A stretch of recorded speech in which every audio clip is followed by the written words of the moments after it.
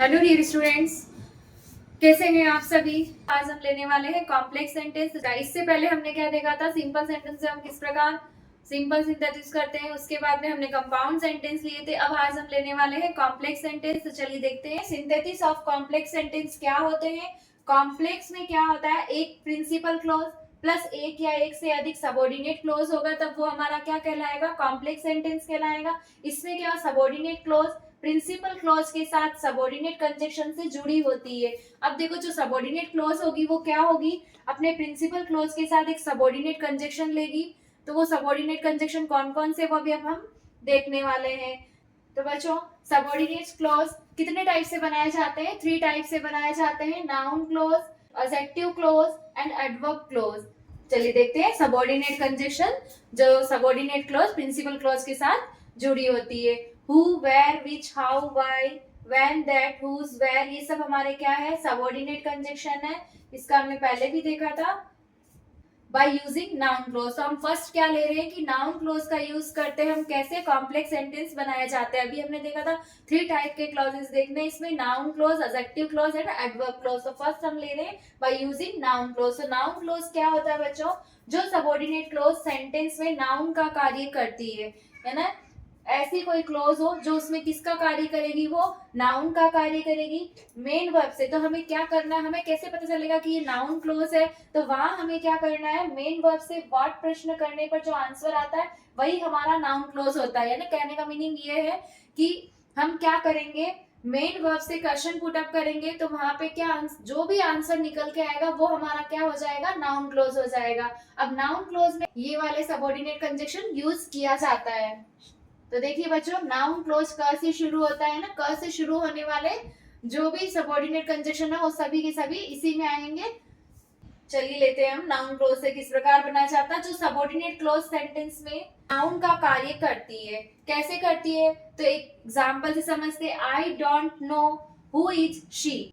देखिए बच्चों, यहाँ पे हमारे कितने सेंटेंस है, 2 सेंटेंस है। फर्स्ट सेंटेंस हमारा कैसा रहेगा, असर्टिव सेंटेंस रहेगा। देन सेकंड सेंटेंस हमारा इंट्रोगेटिव रहेगा। जब हम इसको कॉम्प्लेक्स सेंटेंस में चेंज करेंगे तो जो इंट्रोगेटिव सेंटेंस है उसी को भी हम किस में चेंज कर देंगे, असर्टिव सेंटेंस में। तो अब देखिए, आई डोंट नो, ये क्या हो गया, हमारा प्रिंसिपल क्लॉज हो गया क्योंकि इंडिपेंडेंट क्लॉज है। उसके बाद में देखिए यहाँ हमने क्या लिया, हु शी इज। तो अब हमें इसको सेंटेंस का सेंस निकाल के देखना है, उसका हिंदी ट्रांसलेशन करके देखना है कि क्या है, कि मुझे पता नहीं है वह कौन है।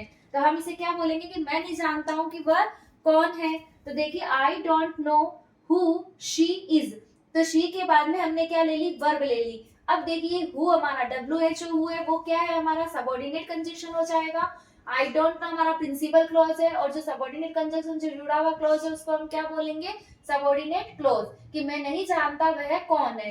नेक्स्ट एग्जांपल देखिए, do you know what does she do. Do you no, क्या तुम जानते हो, व्हाट डज सी डू, कि वह क्या करती है। तो अब हम इसको किस में चेंज करेंगे, तो हमें यहाँ देखते ही पता चल जाना चाहिए कि व्हाट का यूज हो रहा है, इट मीन नाउन क्लोज है यहाँ पे। तो देखिए, do you know what he does. तो हमें क्या करना है, एक सेंटेंस हमारा किसमें, इंट्रोगेटिव सेंटेंस में, एक हमारा असर्टिव है जो इंट्रोगेटिव, उसको भी हम क्या कर देंगे, असर्टिव सेंटेंस में चेंज करेंगे। तो देखिए यहाँ क्या है, व्हाट है, तो व्हाट को हमने क्या बना दिए, यहाँ पे सबऑर्डिनेट कंजक्शन ले लिया, उसके बाद में हमने सब्जेक्ट ले लिया, सब्जेक्ट के बाद में हमने वर्ब ले ली। तो वो क्या बन जाएगा, थोड़ा सा मिसप्रिंट है या फुल स्टॉप कर देना।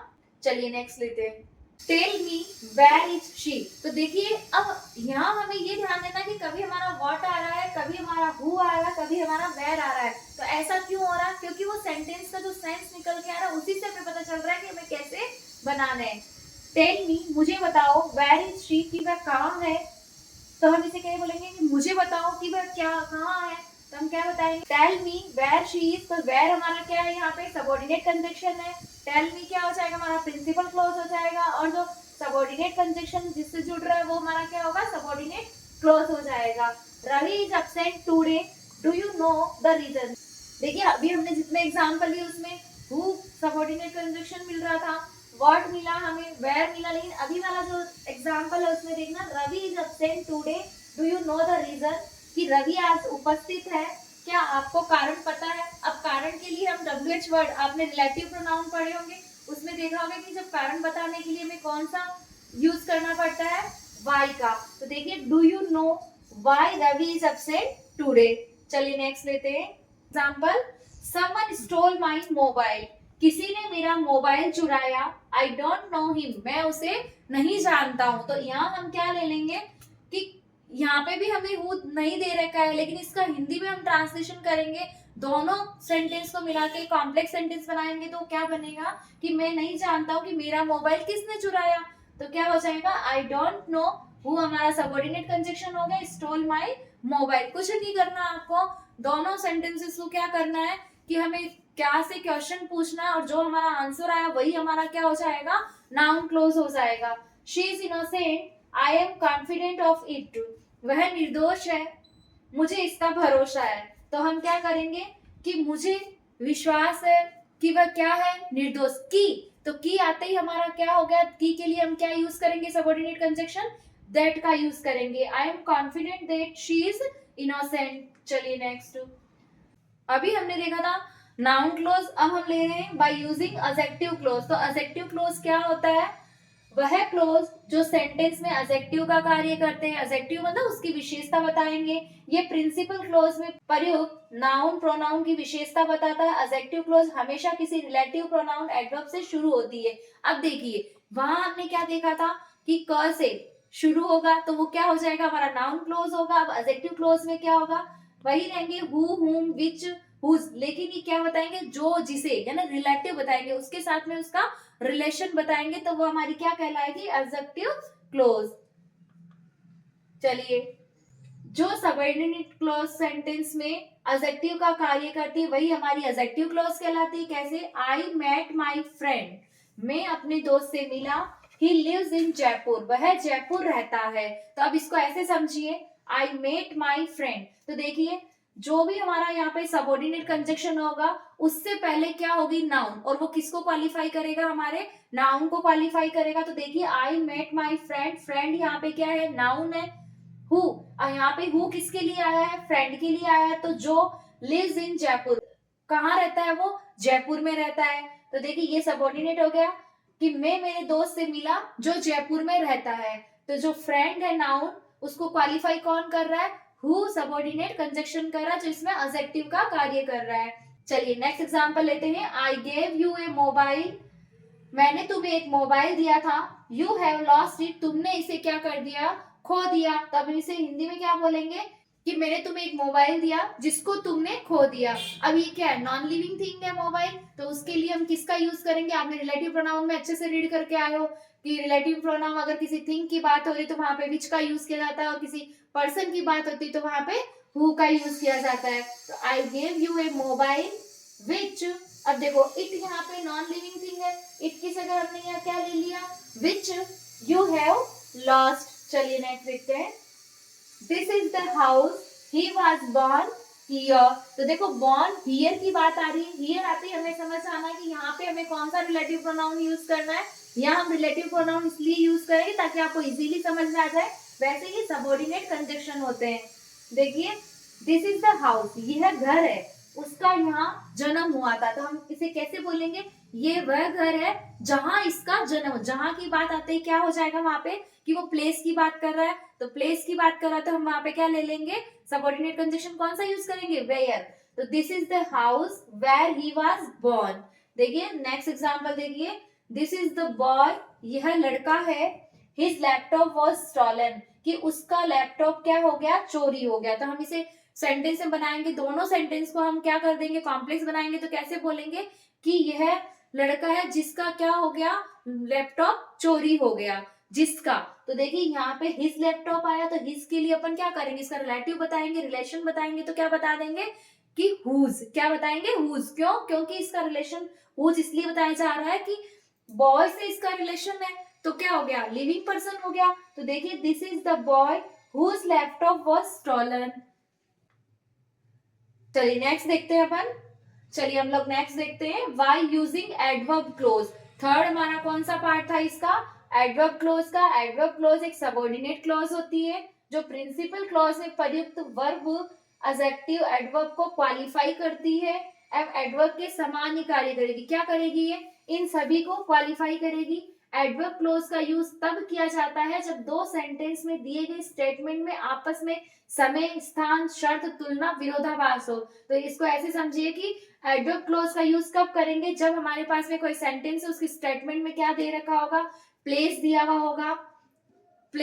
होगा, टाइम दिया हुआ होगा, कोई कंडीशन फॉलो करवाएगा, या कोई आपस में कंपैरिजन करवाएगा, या किसी में कॉन्ट्रास्ट होगा। तो देखिए इसके types, kind of adverb clauses, यानी एडवर्ब क्लॉजेस हम कितने प्रकार से बना सकते हैं। तो adverb clauses of time, place यानी स्थान के लिए, पर्पस उद्देश्य के लिए, कॉज और रीजन यानी कारण बताने के लिए, रिजल्ट और कंसिक्वेंस यानी कोई परिणाम बताने के लिए, कंपैरिजन किसी की तुलना करने के लिए, कंडीशन उसकी स्थिति बताने के लिए, कॉन्ट्रास्ट ऑफ कंसेशन यानी विरोधाभास बताने के लिए, लास्ट ऑफ मैनर यानी उसका तरीका, कार्य करने का तरीका क्या वो बताने के लिए हम किसका यूज करेंगे, एडवर्ब क्लॉजेस का। तो चलिए एडवर्ब क्लॉजेस ऑफ टाइम में हम कौन कौन से सबऑर्डिनेट कंजंक्शन का यूज करते हैं। तो when, while, till, before, after, इन सभी का यूज हम किस में करते हैं, एडवर्ब क्लॉजेस ऑफ टाइम में। तो एग्जांपल से समझिए, the patient had died, the doctor केम। अब क्या करेंगे, इन दोनों को कनेक्ट करने के लिए हमें क्या करना है, इन दोनों को हम जोड़ेंगे तो क्या करेंगे, किसी ना किसी कंजंक्शन के द्वारा जोड़ा जाता है। तो अभी हमने यहाँ पे क्या ले लिया, इसका सेंस क्या निकल रहा है, the patient had died before the doctor came. Doctor के आने से पहले क्या हो गया, पेशेंट मर चुका था, है ना, मरीज मर चुका था। नेक्स्ट देखिए adverb clauses of place. Place का क्या हो जाएगा, कार्य करने का स्थान। तो देखिए इसमें कौन कौन से सबऑर्डिनेट कंजंक्शन का यूज होता है, वेयर, व्हेंस, वेयरएवर, वेयरसोएवर, वेदर। तो इन सभी को हमें कैसे पता चलेगा कि हमें कहाँ वेयर लगाना है, व्हेंस लगाना है। तो देखो मोस्टली तो वेयर से पूछ लिया जाता है, तो आपको क्या करना है, वहां पे अकॉर्डिंग टू सेंस यूज कर लेना है। You go, I shall follow you. तो देखो इसमें क्या होगा, यू गो तुम जाओ, आई शैल फॉलो यू मैं तुम्हारा क्या करूंगा, पीछा करूंगा। तो whenever you go I shall follow you, कि हम कैसे बोलते हैं कि तुम जाओ मैं तुम्हारा पीछा करूंगा। तो इसको हम कॉम्प्लेक्स सेंटेंस बनाएंगे तो कैसे बनाएंगे, कि जहां कहीं पे भी तुम जाओगे मैं तुम्हारा क्या करूंगा, पीछा करूंगा, है ना, फॉलो करूंगा। नेक्स्ट देखिए adverb clauses of purpose. Purpose का मीनिंग होता है उद्देश्य। तो एडवर्ब ऑफ पर्पस में कौन कौन से सबऑर्डिनेट कंजंक्शन का यूज किया जाता है, that, so that, in order that, ताकि, लेस। तो देखो कार्य करने का उद्देश्य होता है, कैसे, वी ईट हम खाना खाते हैं, क्यों खाते हैं, वी मे लिव हम जी सकते हैं इसलिए। तो हम इसको क्या करेंगे, दोनों क्लॉजेस को हम क्या कर देंगे, एक कॉम्प्लेक्स सेंटेंस बनाएंगे। तो उसके लिए हमें सबऑर्डिनेट कंजंक्शन की हमें नीड होगी। तो अब जब हमें उद्देश्य बताना है, पर्पस बताना है, तो वहां पे कौन सा सबऑर्डिनेट कंजंक्शन लेंगे, वी ईट सो दैट हम खाते हैं ताकि हम क्या रहे, वी मे लिव हम जी सके। चलिए नेक्स्ट देखते हैं एडवर्ब क्लॉजेस ऑफ कॉज और रीजन। तो अब देखिए अब कौन सा हमारा होगा, कॉज या रीजन, यानी कारण बताने वाले। तो सबऑर्डिनेट कंजंक्शन क्या होगा, कारण बताएंगे तो कैसे बताएंगे, जैसे मैंने कहा कि कल क्लास नहीं होगी, तो क्योंकि आते ही क्या हो जाए, उसका हमें रीजन बताना पड़ेगा। तो देखिए बिकॉज, एज, सिंस, दैट, इन सभी से क्या होता है हमारा एडवर्ब क्लॉजेस ऑफ पर्पस बनता है। कैसे, सी इज वीक वह क्या है, कमजोर है, शी कांट रन वह दौड़ नहीं सकती है। तो अब कमजोर होने के कारण क्या नहीं कर सकती है, दौड़ नहीं सकती है। तो हम इसे क्या करेंगे, सबऑर्डिनेट कंजंक्शन क्या लेंगे, बिकॉज भी ले लो, एज भी ले सकते हैं, वो डिपेंड्स करेगा हमारा according to sense. She can't run because she is weak. चलिए नेक्स्ट देखते हैं adverb clauses of result. Result बताना मीनिंग परिणाम बताना। तो इसमें कौन कौन से सबऑर्डिनेट कंजंक्शन का यूज होता है, so that, such that, meaning क्या होगा इसका, इतना की। तो देखिए she is week, she can't run वह कमजोर है, वह दौड़ नहीं सकती है। तो अब इसको हम सो से भी यूज कर सकते हैं, वो हमें ऑब्लिक में क्या देते हैं, ब्रैकेट में क्या देते हैं, उस पर डिपेंड करेगा कि she is so weak that she can't run वह इतनी कमजोर है कि वह दौड़ नहीं सकती है। इसका यही परिणाम निकलता है। नेक्स्ट है हमारा एडवर्ब क्लॉजेस ऑफ मैनर। तो इसमें मैनर का मीनिंग हो गया तरीका, है ना, जो भी कोई वर्क कर रहे हैं उसका तरीका क्या है। तो इसमें कौन कौन से सबऑर्डिनेट कंजंक्शन का यूज होता है, एज, वैसा, जैसा, एज इफ, एज दो, जैसे, मानो की। चलिए एग्जांपल से देखते हैं, ही विल डू वह करेगा, यू टेल हिम तुमने उसे कहा। तो हम क्या बोलते हैं, वह वैसा ही करेगा जैसा तुमने उसे कहा है। तो इसको क्या करेंगे, he will do as, as meaning जैसा, यू टेल हिम वह वैसा ही करेगा जैसा तुमने उसे कहा है। चलिए adverb clauses of comparison, comparison में क्या करेंगे हम, तुलना करेंगे, किससे करेंगे, एज एज से, सो एज से, देन से, ये सभी कौन से सबऑर्डिनेट कंजक्शन है हमारे कंपैरिजन वाले। तो देखिए she is intelligent, she is beautiful, तो हम इसकी कॉन्ट्रास्ट में कैसे बताएंगे, she is as intelligent as beautiful, कि वह उतनी ही बुद्धिमान है जितनी सुंदर। तो ये क्या की जा रही है, आपस में उनका कंपैरिजन किया जा रहा है।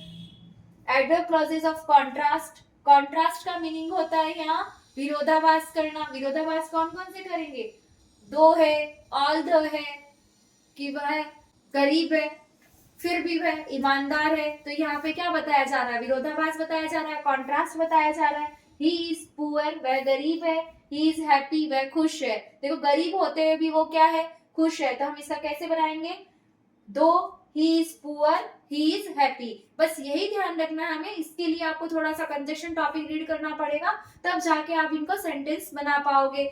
चलिए नेक्स्ट देखते हैं हम एडवर्ब क्लॉजेज ऑफ कंडीशन, या ना शर्त वाले। कैसे, इफ अनलेस, आप कंडीशनल सेंटेंस रीड करते हो तो वहां था ना if unless so long as, बरसते की, इन केस, यदि, इन केस ऐसा हो गया तो ये सब किस में आते हैं, हमारे एडवर्ब क्लॉजेज ऑफ कंडीशन में आते हैं ना, शर्त वाले।